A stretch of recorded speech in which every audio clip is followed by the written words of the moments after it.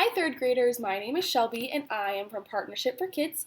And today I'm going to be reading A Bad Case of Stripes by David Shannon.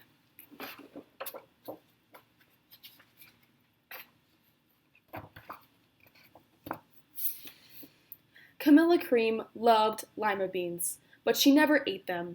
All her friends hated lima beans, and she wanted to fit in. Camilla was always worried about what other people thought of her. Today she was fretting even more than usual. It was the first day of school, and she couldn't decide what to wear. There were so many possible people to impress. She tried on 42 outfits, but none seemed quite right. She put on a pretty red dress and looked in the mirror. Then she screamed.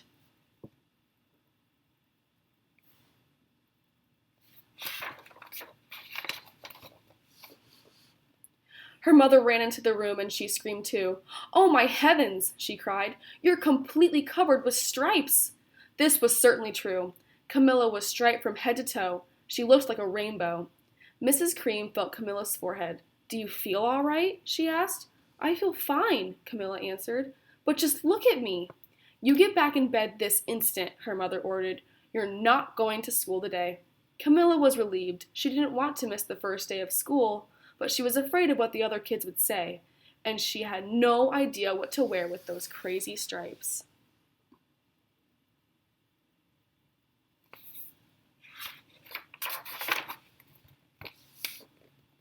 That afternoon, Dr. Bumble came to examine Camilla.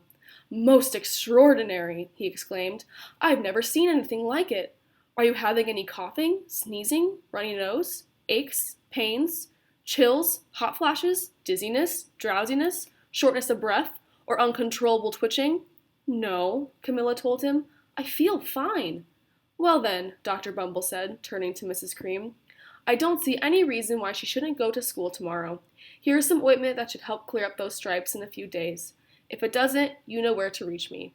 And off he went.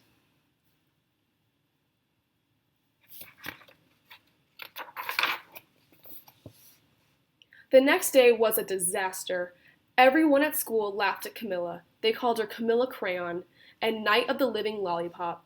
She tried her best to act as if everything were normal, but when the class said the Pledge of Allegiance, her stripes turned red, white, and blue, and she broke out in stars.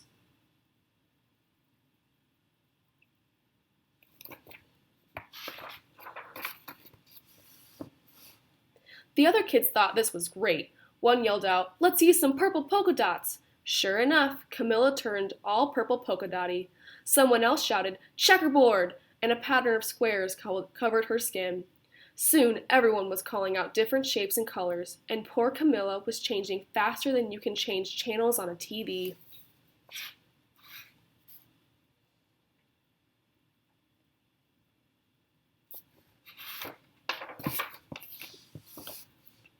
That night, Mr. Harms, the school principal, called. "I'm sorry, Mrs. Cream," he said. "I'm going to have to ask you to keep Camilla home from school.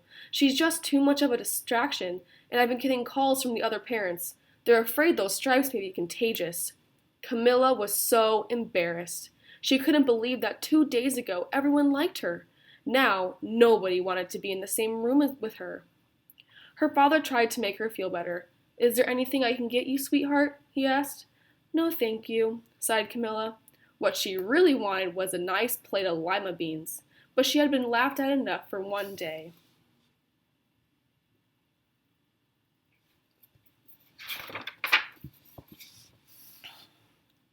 Well, yes, I see," Dr. Bumble mumbled when Mrs. Cream phoned the next day.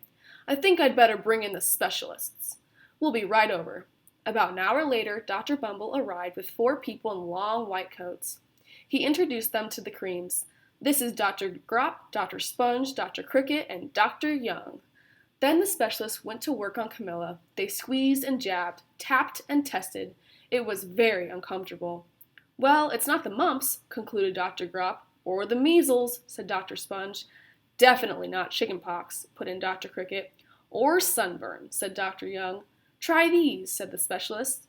They each handed her bottles filled with different colored pills. "Take one of each before bed," said Dr. Grop. Then he filed out the door, followed by Dr. Bumble.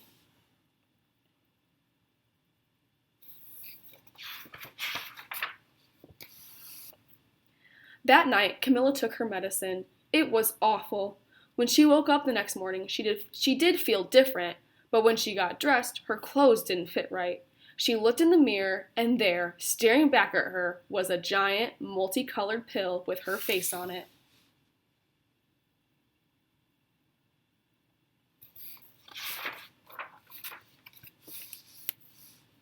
Dr. Bumble rushed over as soon as Mrs. Cream called, but this time, instead of the specialists, he brought the experts. Dr. Gord and Mr. Mellon were the finest scientific minds in the land. Once again, Camilla was poked and prodded, looked at and listened to. The experts wrote down lots of numbers. Then they huddled together and whispered. Dr. Gord finally spoke. "It might be a virus," he announced with authority. Suddenly, fuzzy little virus balls appeared all over Camilla. "Or possibly some form of bacteria," said Mr. Mellon. Out popped squiggly little bacteria tails. "Or it could be a fungus," added Dr. Gord. Instantly, Camilla was covered with different color fungus blotches. The experts looked at Camilla, then at each other. "We need to go over these numbers again back at the lab," Dr. Gord explained.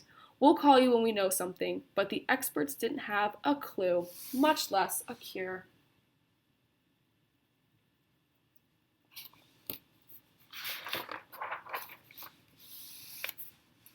By now, the TV news had found out about Camilla. Reporters from every channel were outside her house, telling the story of the bizarre case of the incredible changing kid. Soon, a huge crowd was camped out on the front lawn.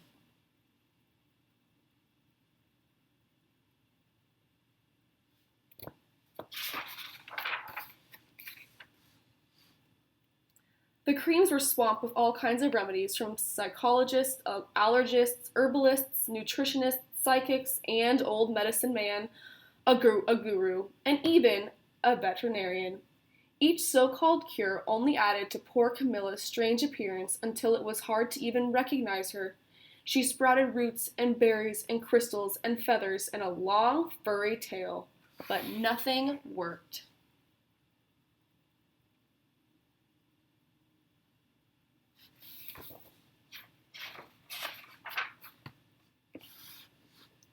One day, a woman who called herself an environmental therapist claimed she could cure Camilla.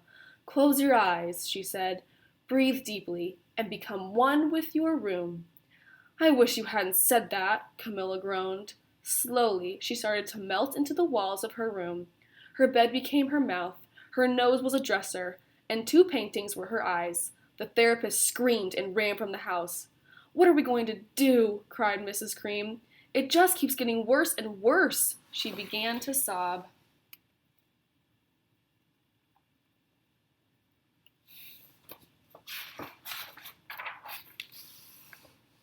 At that moment, Mr. Cream heard a quiet little knock at the front door. He opened it, and there stood an old woman who was just as plump and sweet as a strawberry.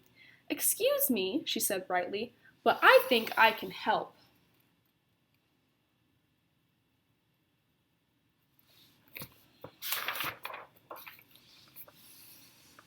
She went into Camilla's room and looked around. "My goodness," she said with a shake of her head. "What we have here is a bad case of stripes. One of the worst I've ever seen." She pulled a container of small green beans from her bag.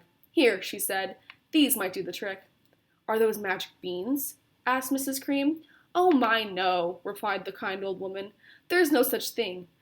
These are just plain old lima beans. I'll bet you'd like some, wouldn't you?" she asked Camilla.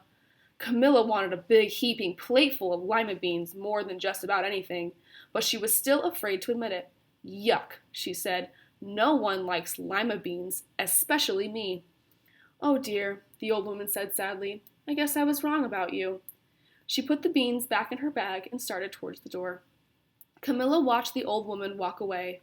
Those beans would taste so good, and being laughed at for eating them was nothing compared to what she'd been going through. She finally couldn't stand it. "Wait!" she cried. "The truth is, I really love lima beans." "I thought so," said the old woman with a smile. She took a handful of beans and popped them into Camilla's mouth. "Mmm," said Camilla.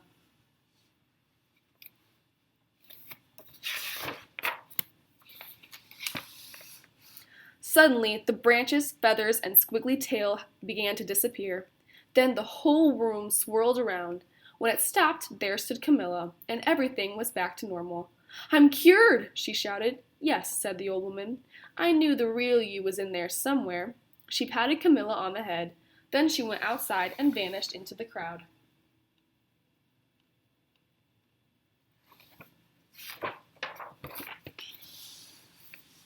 Afterward, Camilla wasn't quite the same. Some of the kids at school said she was weird, but she didn't care a bit. She ate all the lima beans she wanted, and she never had even a touch of stripes again.